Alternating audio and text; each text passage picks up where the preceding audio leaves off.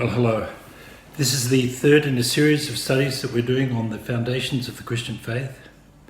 And in this study, we're looking at the Old Testament. Now, the Old Testament, as we saw in the last study, is 2/3 of the Bible. And it starts at creation and it finishes around the time that Jesus came to the earth. So the Old Testament is an interesting section of the Bible. It includes 39 different books. Some of it poetry, as we discussed in the last one. Some of it law, some of it stories of good and bad kings, some of it stories of military victories, and some of it about religious rituals of sacrifice and so on. And I guess preeminently it was a looking at the nature and character of God. So from how God has revealed himself through history and the nature of who he is. And so when you look at the Old Testament, there are some great stories. There are some stories of human failure and mistakes. But in it all, we see the nature of God and how God's worked with his people. So the Old Testament starts with the book of Genesis, which is the book of creation. It looks initially at the creation of the universe, then the creation of man. And God made man in his own image and likeness, and God decided that he wanted someone who he could fellowship with, and he created a man named Adam. And from Adam, God took a rib and created a wife for him, Eve, who would be a helpmeet, and that together they would occupy an area called the Garden of Eden. And there God would meet with them in the evening and have fellowship with them. And Adam and Eve named the animals and enjoyed an incredible relationship with God. But in spite of that relationship, there was the devil, who masqueraded as a snake, tempted Eve. The consequence of that temptation was a catastrophic fall for humankind and separation from God. And they were excluded from the garden by an angel. Then later in the book of Genesis, God raises up a particular man named Abraham. And he says to Abraham, I'm going to raise from you a nation, and that your descendants will be a nation. And I've actually mapped out a geographical region that you will occupy in the earth. And Abraham was from Ur of the Chaldees, and God took him on a journey where he actually took him into the current nation of Israel. And he said, your descendants will occupy this nation. And so Abraham was a patriarch of a nation that had yet been born. And in his old age, Abraham gave birth to Isaac, who in turn, slow down Peter, gave birth to Jacob and Esau. And from Jacob fathered 12 sons, one of which was Joseph. Now, Joseph came into prominence because Joseph was betrayed by his brothers and ended up in Egypt. Joseph was given the power to interpret dreams. And when he interpreted Pharaoh's dreams, he became the prime minister of Egypt. And Jacob's other 11 sons came and joined him in Egypt and settled there. And so Jacob and his family, his 12 sons, settled in the nation of Egypt and were there for 300 years. Initially, they were welcomed, and they were welcomed as honoured guests of Egypt. But after a while, they grew and they multiplied, and they became a threat to the Egyptian powers. And Egypt decided to suppress them and enslave them, which they did. After 300 years, God heard the cry from his people, and God raised up a deliverer, Moses, who would deliver them from Egypt and take them into the land that God had originally promised Abraham. Now what I'm doing is trying to give you a historical context for your reading. So what I want to do is just give you the Old Testament story as a kind of a narration, a story, so that when you read it, you can place what you're reading into this historical context. So Moses, in Egypt, Pharaoh had decided to kill all the firstborn sons. And consequently, when Moses was born, Moses' mother recognized something special about him, put him in a basket, floated him down the Nile, and he was picked up by one of the young women of Egypt in the palace of Egypt. And he was raised as an Egyptian. And for 40 years he spent in the palace of Egypt. After 40 years, he began to get concerned about his fellow Israelites and their enslavement. And he killed one of the Egyptian soldiers for mistreating one of his fellow Israelites. He fled to the desert, and there he stayed for another 40 years. At the end of that 40 years, God called him back to Egypt to deliver the nation of Israel, to deliver his people who'd been there for 300 years. And at the age of 80, Joseph had an encounter with a burning bush where God spoke out of a burning bush, and God used Moses to deliver Israel. And the story goes that Pharaoh didn't want to let them go. God brought on them great plagues, and finally Pharaoh relented and let them go. And God miraculously parted the Red Sea for them, and they went through the Red Sea and wandered in the wilderness, heading towards Israel. So if you can imagine Egypt down south in the northern part of Africa, they've crossed over the Red Sea. They're now wandering in current day Jordan in the desert, heading towards Israel and near Jericho. And so the story goes that they sent spies into the land to spy out the land, and out of fear they were terrified of the inhabitants of the land of Israel, even though God had promised them that land and promised them that they would occupy it. Out of fear they did not go in, and for the next 40 years they wandered around the desert. In that time, God spoke to Moses about various religious sacrifices, and God led them with a column of fire by night and a cloud by day, and supernaturally provided manna from heaven, which is a white, powdery, floury kind of substance. And during that time, Moses went up to Mount Sinai and received the Ten Commandments. And so the people learned to worship God. However, they failed to go into the land, and they wandered in the wilderness for 40 years. And that whole generation that had left Egypt died in the wilderness. And God decided to, at the age of 120, that he would take Moses, and Moses died, and God raised up Joshua, who was a great military leader and was the servant of Moses. And Joshua arose and led the people across the Jordan River.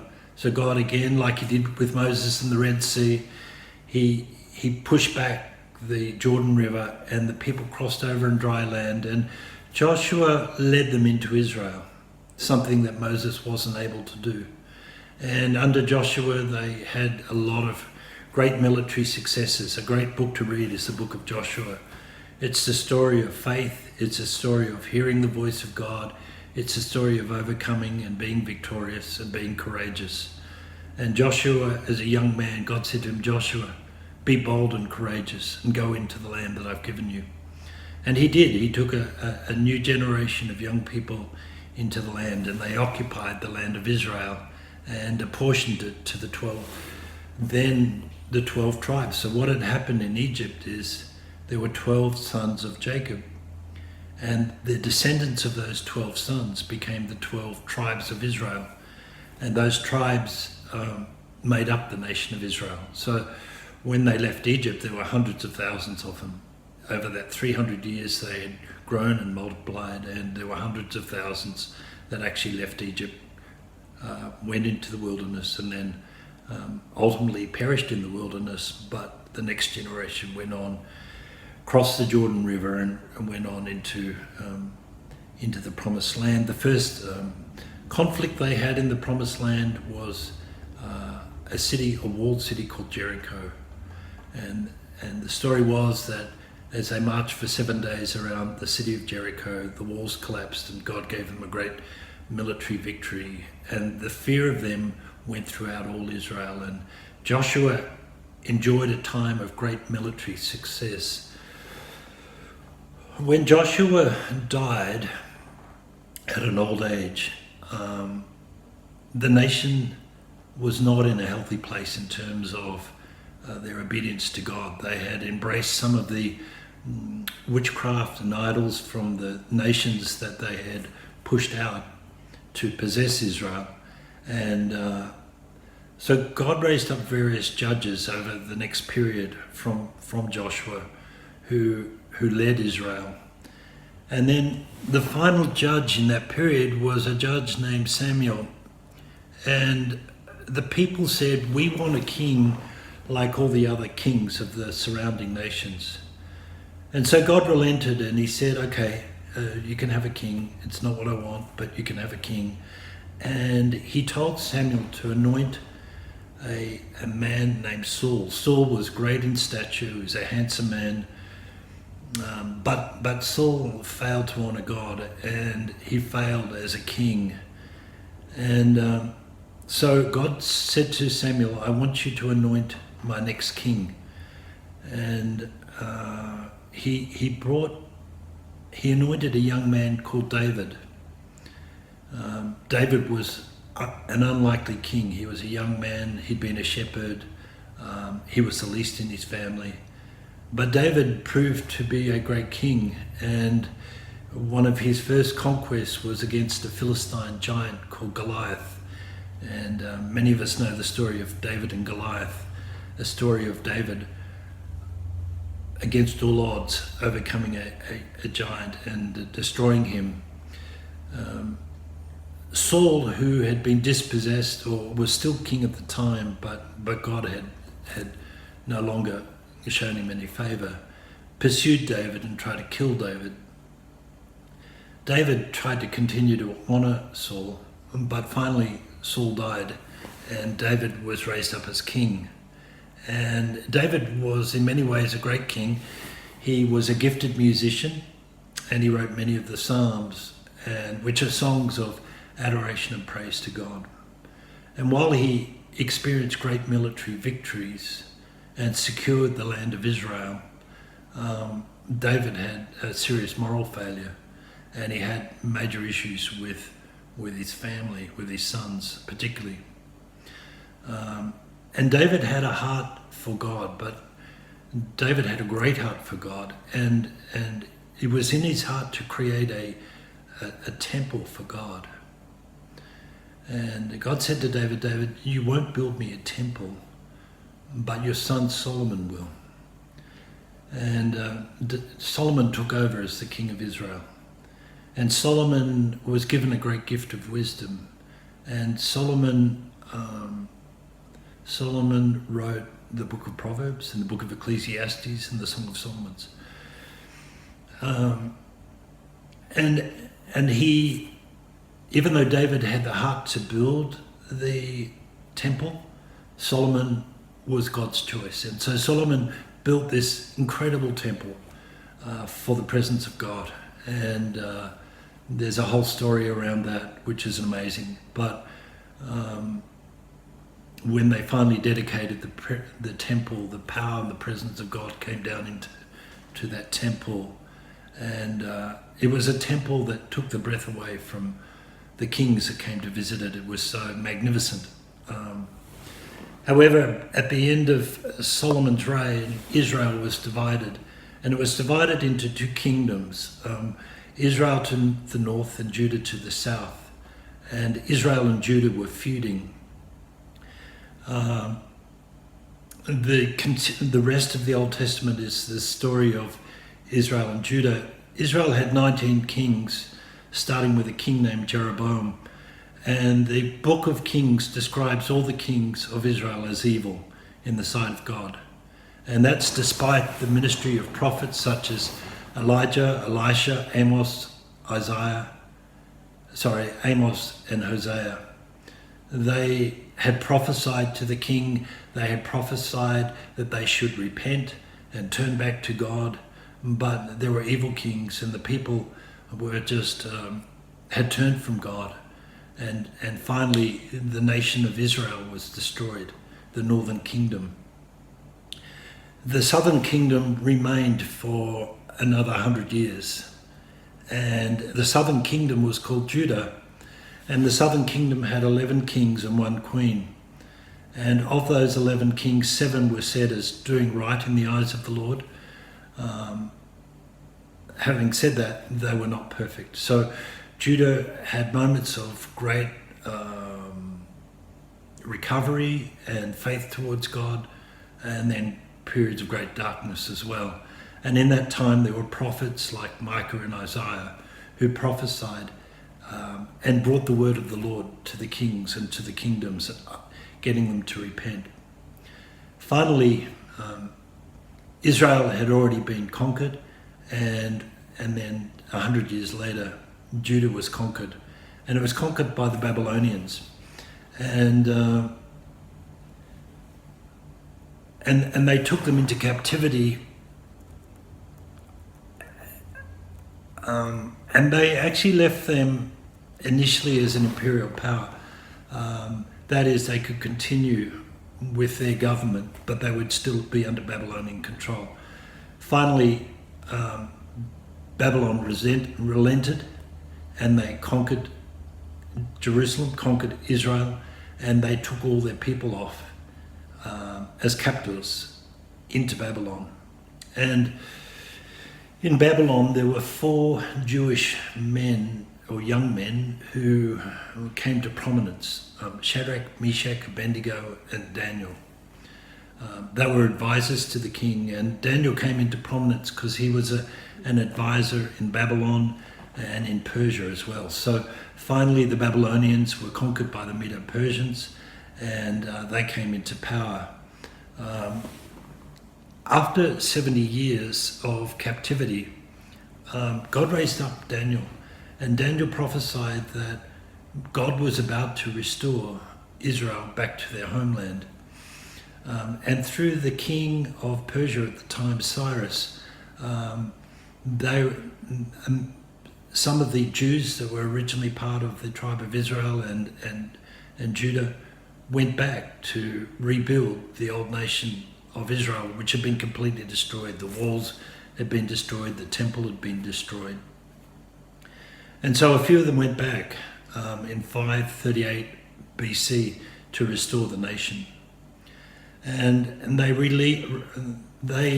were successful in relaying the foundations of the temple, even though they were opposed by the surrounding nations that tried to stop them doing that. And after 17 years of trying to rebuild the temple with the help of prophets such as Haggai and Zechariah, the temple was finally rebuilt. And they were still many of the Jews continued in Babylon, but a small remnant returned to rebuild the temple. Then later they decided to rebuild the walls of Jerusalem, and through the prophets Ezra and Nehemiah, the walls of Jerusalem, the capital of Israel, were restored. And from that time of 585, when they went into exile, through to the rebuilding of the temple and the temple walls, nothing is said in the Old Testament from that time to the birth of John the Baptist, and Jesus. So it was a period where a remnant had rebuilt the temple and the walls, but they were weak economically, they were weak spiritually, and by the time Jesus came on the scene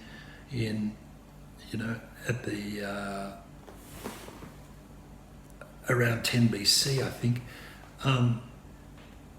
By that time, Jesus came into an environment where the religious system had become very rigid, very religious, and very pious. And it was a tragic fall from the days of David and Solomon and Joshua.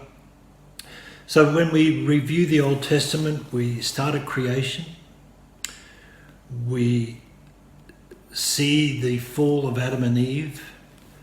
We see that God raised up a man, Abraham, and said, "From you, Abraham, I'm going to raise up a great nation." And so the rest of the Old Testament is really dedicated to the descendants of Abraham, the nation of Israel, and the God who guided and loved Israel and sought to have a relationship with the people of Israel, and wanted to be their God in a way that was unique and no other country on the earth experienced. And while there are great moments of great conquest and faith and individuals there that are absolutely inspiring, and there are many of them, it was also a period of failure, moral failure, and kind of human failure generally. So it's a mixed bag. I love the Old Testament because much of it is pointing to the coming of a Messiah, to the coming of a Savior. Many of the prophets spoke about the coming of Jesus. Many of the prophets tried to restore Israel back to the former glories of the days of King David and King Solomon, and wanted the people to live in obedience. And God said, "I will make a covenant with you. If you will obey the Lord your God and do all that he requires of you, then I will bless you, and I will make your name great, and I will make you great above all the nations of the earth. However, if you disobey me, then curses will come upon you, and you will be defeated, and your livelihoods will be cursed, and there will be drought and famine, and so on." And so people were given a choice. They could walk in obedience to God and receive his blessing and his favor. And the old picture is a picture of what's still true today. Today we know that as a man sows, so shall he reap. If he sows good things, throughout his life he's going to reap good things. If he sows bad seed, bad things, then throughout his life he's going to receive bad things. The law of blessing and cursing hasn't changed. But God said to Abraham, "I will bless you. I will make you a great nation." And today when we look at the nation of Israel, we see some of those promises being fulfilled. My wife and I were in Israel last year, and we were reminded that more Rhodes Scholars and Nobel Prize laureates have come out of Israel than any other country. 1 in 3 Nobel Prize laureates come out of Israel. And when you think of a population of 5 million in the deserts, living in the desert, and you look at the level of innovation, you look at the quality of their lifestyle, you look at their global influence, and you think God has really restored the nation of Israel to what he promised Abraham back then. So I trust that this has been helpful. I trust that as you now pick up the Old Testament and begin to read it, you can put it into some historical context